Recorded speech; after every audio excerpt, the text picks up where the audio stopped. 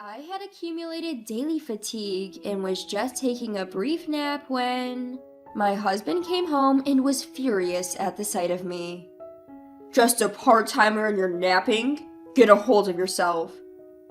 I didn't mean to, No housewife should sleep more than 3 hours. If you sleep a minute over, we're getting a divorce. He must have thought he'd won the argument, smirking at me. But I'm not a weak person who backs down from such things. I'll use his words against him and turn the situation around. My name is Rachel Williams, and I'm 28. After marriage, I quit my job to become a full-time housewife supporting my husband. My husband, Jack, is 32. He is an engineer at an IT company and was my former boss. We originally knew each other from work, and he was the one who approached me. For better or worse, my husband can be very strict. Even when we were dating, I was often scolded. Does anyone normally speak like this to their partner? That's what I first thought. He distinguishes between public and private and doesn't let personal feelings interfere. I was attracted to his straightforwardness. It was his idea for me to become a full-time housewife. When I was contemplating continuing my work after marriage, he said, I want you to take care of the house. I'll be the one to work and earn for us. I remember responding anxiously. But wouldn't it be better to keep working and save up until we have kids? I want the house to be clean when I come back. I'm not good at housework, so I want to ask you, Rachel. I see. If that's what you want, Jack, I guess I'll give being a housewife a shot. Yeah, please do. I can take care of the income on my own. And so, I became a full-time housewife just as my husband wanted. I was never particularly good at housework, but I didn't dislike it. After a year of marriage, I've come to realize something. Being a full-time housewife is surprisingly unbusy. Typically, the picture of a housewife is someone who's so consumed by chores that they barely have any time for themselves.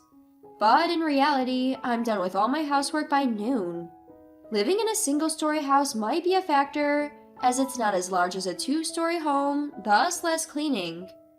Additionally, we don't have any kids, so it doesn't take that much time. Preparing meals is simple enough. Once I make breakfast and dinner for the both of us, I just whip up something quick for my lunch. Laundry isn't a daily task, which inevitably leaves me with free time. Another boring day. I sigh softly as I watch daytime TV. I could go out, but I don't have an income of my own, so shopping isn't exactly guilt-free. Meeting up with friends is difficult too, because everyone works during weekdays. On top of that, we live far from the town, out in the countryside. I would have preferred to live in an apartment near my workplace, but my husband Jack wanted our own home, so we ended up buying a newly built house in this remote rural area. It's fields as far as the eye can see, with the neighbors' houses quite far apart. Making new friends in such a place is next to impossible. Nonetheless, I have to remember that it was Jack who took out a mortgage to buy this house for us. As a full-time housewife, I'm not in a position to complain. I started doing this diet dance I saw on TV out of sheer boredom. It's simply dancing along to the videos they show. It works out the whole body, and my figure is becoming more toned with every session. I initially started it so as not to disappoint Jack after our marriage, but it has since become a daily routine. Once I finish my diet dance, I find myself with nothing to do. This leaves me with way too much time on my hands. I couldn't stand it anymore and decided to discuss it with Jack when he came home. Hey Jack, can we talk? Huh? What's up? You know, I've been thinking, a year into our marriage, being a full-time housewife leaves me with a lot of free time. I was thinking maybe I could start working a bit. Work? No, I want you to take care of the house perfectly. I understand that, and I'll continue doing the housework properly, but it feels like a waste to just sit at home doing nothing. My husband Jack seemed discontent with the request, but I continued to explain my intentions to him nonetheless. Please, Jack, even if it's just a part-time job for a few hours, can't I work a little? But what part-time jobs are even around here? The bakery nearby is hiring part-timers. It's just about 4 hours in the afternoon, and it won't interfere with the housework, okay? Alright, but under one condition. Don't slack off with the housework, okay? Sure, thank you, Jack. With his permission, I went to the bakery in our neighborhood the next day. They seemed to be short-staffed, and I was hired on the spot. That's how I started working outside again after a year. There was a pile of unfamiliar tasks I had to learn, but I was more than happy to be able to work. Maybe because my daily life became a bit tougher, I started sleeping more soundly than before. Then, one day, my usual 5 p.m. part-time shift ended up being extended until 6 p.m. I rushed home and started preparing dinner, but Jack got home before it was ready. I'm home. What's going on? Is dinner not ready yet? I'm sorry, I just got home myself. We had a lot of customers today, so I had to stay until 6 p.m. Overtime. But it'll be ready soon. Jack, please have a seat and wait. Then, suddenly, I heard Jack's loud tisk. I stopped my hands in surprise and saw him glaring at me with a fierce expression. Jack? This is exactly why I told you to stay a housewife. I knew from the start that the housework would be neglected. Wait a minute, today was just a one-time thing. Don't talk back. Didn't we promise that you won't slack off on the housework? Despite that, what's with this situation? Are you mocking me? I'm not trying to mock you. I was taken aback by Jack's expression, which I had never seen before, and my voice trembled in fear. I was so scared that my legs gave out and I dropped the spatula. Regardless of my state, he continued to yell at me. If something like this happens again, I'm going to make you quit your part-time job, got it? If you're fine with that, then go ahead. I mean it. Leaving these words behind, Jack hurriedly left, saying, I'm going out to eat. Released from my anxiety, my tears began to flow uncontrollably. Why did he get so angry just because I was a bit late? It was just because work ran late today. I mulled over my actions, but I could not comprehend his anger. From that day on, Jack's patriarchal behavior escalated. He treated me as if I was a maid. Hey, when will you finally get it together and make a decent packed lunch? This is disgusting. I'm sorry, but I made the fried chicken you liked today. How many times have I told you not to talk back? Because of your terrible lunches, I've been forced to buy convenience store meals for lunch. I'll deduct that from next month's household expenses, got it? But you've been steadily reducing the budget compared to before. It's already a stretch as it is. Shut up. All of this is because you're incapable. Or what? Are you saying we should divorce now, huh? Jack pulled out a filled-out divorce form from his bag and thrust it in front of me. I had no choice but to apologize. I knelt there, begging for forgiveness until he was satisfied. I'm sorry. Living through this hell, the word divorce gradually started to flicker in my mind. But I was just a part-timer with no life skills. I could hardly muster the courage to take the step towards divorce. I gradually got used to waking up at 5 a.m. and quietly cleaned the house and prepared breakfast. I finished all the housework and dinner preparation in the morning, then headed to my part-time job in the afternoon. Those were my days. Of course, if you keep up with this routine, fatigue builds up. In my case, the emotional exhaustion was more severe than the physical. One day, the store manager at my part-time job seemed to notice my condition. Rachel, you seem tired lately. Are you okay? Manager, I'm sorry. I'm fine. You look awfully pale. It's slow today. Why don't you clock out early? But... No buts. Consider it a thank you for your hard work. Take one of those freshly baked breads we just made. Sorry. Thank you very much.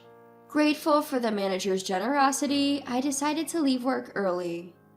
As soon as I got home, I surrendered to my fatigue and collapsed onto the couch. The next thing I knew, I had fallen asleep. A few hours later... Hey, wake up already. Huh? Wake up, you lazy bum. What are you doing sleeping? Jolted awake, I found my husband Jack shouting furiously with a demonic expression on his face. When I managed to sit up and look at the clock, it was already past 6:30 in the evening. I felt the blood drain from my body, and the warning signs flashed in my mind. Do you ever get tired of making me angry? I'm sorry.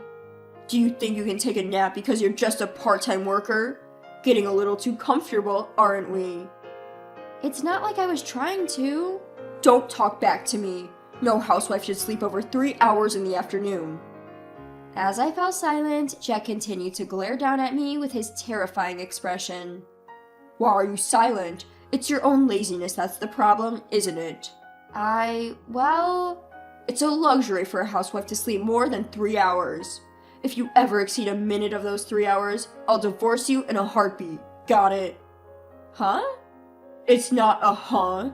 You're living a comfortable life because of me. So just shut up and listen. You're so useless. That's when it happened, when the frustration that had been building up inside me exploded. Why hadn't I realized this before? This life, I was only torturing myself. I am done being a slave. I'm going to end this life as quickly as possible. After the perfect revenge, of course. I whispered softly in front of him. I understand, but remember, no complaints no matter what happens, okay? Huh? What do you mean no matter what happens? At most, you'll probably collapse from lack of sleep. We'll see. Anyway, I'll stick to the 3-hour sleep rule, so don't worry. It'll be interesting to see how long you can keep this up. You'll probably end up divorced soon. My husband laughed smugly. But for me, divorce was already a done deal. Now the only thing left was to take my revenge on him. That was the only thing on my mind. When I woke up, it was 2 a.m. Since I fell asleep at 11 p.m., it was exactly 3 hours of sleep. When I turned on the light in the bedroom, my soundly sleeping husband groaned and covered himself with a blanket. Ignoring him, I took out the vacuum cleaner and started cleaning the room. Surprised by the sound, my husband jumped up and yelled at me. Hey, what are you doing? Do you even know what time it is? Huh? It's just a bit past 2 a.m. Are you nuts? Why the hell are you vacuuming at this ungodly hour? Show some common sense. Muttering to himself, my husband covered himself with a blanket again. Once I made sure he had fallen back asleep, I headed to the living room next door. Turning on the TV as loudly as I could, I started playing a high-energy aerobics workout video. Dancing along with the video, I could hear loud stomping from the next room. A red-faced Jack was glaring at me. And once again, he yelled at me. You, don't mess around. I said it's too noisy. Oh, sorry. I'll lower the volume a bit. That's not the point. Your dancing noise is resonating and it's too loud. Just be quiet and sleep. Well, I can't do that, because I already slept for 3 hours today. What? Anyway, it's disturbing the neighbors. Don't worry about it. After all, we live in the countryside, and there aren't any houses around, are there? Haha. Huh? With a twisted expression, Jack looked at my beaming face. From that day on, I began to wake up at 2 a.m. every night to do all the housework. From 2 a.m., I ran the vacuum cleaner, the washing machine, and everything else. The spare time was for dancing exercises. Continuing this routine, Jack finally cried out a week later. I beg you, give me a break. I have an important meeting first thing in the morning. Huh? But I have to do the housework. Just sleep, please. But I've already slept for 3 hours. That's the rule, right? Oh, should I make some coffee to avoid getting sleepy? I'll start from grinding the beans in the mill. Wanna join? Please spare me. I beg you. I'm on my knees. For the first time, Jack bowed his head to me. Looking down at him, I coldly retorted, Is that all you wanted to say? Huh? You only bow your head for your own sake? Nothing else to say? No, I just want a good night's sleep for tomorrow's meeting. At his words, love froze from the bottom of my heart. He didn't think anything of the harsh words he had been saying to me? Huh? You want to sleep in? You push housework onto others and then tell them not to sleep more than 3 hours while you intend to sleep as much as you want? Don't be ridiculous. What do you think I've been feeling all this time living like this? You who can't even understand people's feelings have no right to marry and support someone. Hey, calm down. I didn't mean to. You've said it before, haven't you? Don't make excuses. I'll throw those words right back at you. Instead of making excuses, how about just saying, I'm sorry. I'm completely fed up with you. You're such a jerk, I'll divorce you. I pulled out the divorce papers from his bag and filled them out on the spot. The next morning, I submitted the divorce papers at the city hall and packed my things to return to my parents' home. And so, I put an end to my relationship with my dominating husband. Afterwards, Jack's life was completely changed by my absence.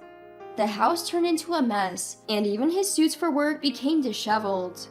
He began eating out for every meal and soon fell ill. He started going to work looking worse every day, and people at work began distancing themselves from him. Hey, did you hear that Jack got dumped by his wife? That's plausible. Jack is harsh to others, but super lenient with himself. And not very competent either. Whispered gossip began to spread, and it became increasingly uncomfortable for him at work. I heard he's been absent without permission a lot lately. If things keep going this way, it'll only be a matter of time before he gets fired. As for me, I'm now commuting from my parents' house to the bakery. When I told the manager about my divorce, he asked me to work full-time. The salary is good, so I plan to continue working there for a while. I will live my life to the fullest from here on out.